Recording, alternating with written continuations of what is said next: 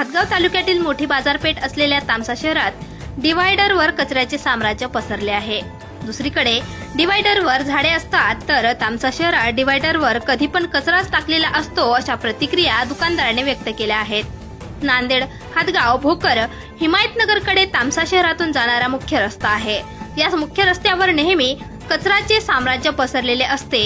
या प्रकारामुळे शेजारील दुकानदार मंडळी कंटाळली असून त्यांना नाहक त्रास सहन करावा लागत आहे। आरोग्याला धोका आहे। ह्या धोक्यामध्ये जर कुणी बिमार पडले आमच्यासारखे, डेंग्यू मलेरिया जर होत असेल तर याला कारणीभूत कोण? ग्रामपंचायत राहील की टाकणारे लोक राहतील? हेच एवढं ग्रामपंचायतला आमचं सांगणं आहे की 2 दिवसात याची विल्हेवाट लावून लोकांना घरोघरी जाऊन सांगण्यात यावे किंवा जागोजाग कचरा कुंडी करावेत। एवढी विनंती करतो ग्रामपंचायतला की जागोजाग कचरा कुंडी करून तुम्ही ट्रॅक्टरमध्ये भरून न्यावेत, ह्या डिव्हायडर मध्ये टाकू नाही।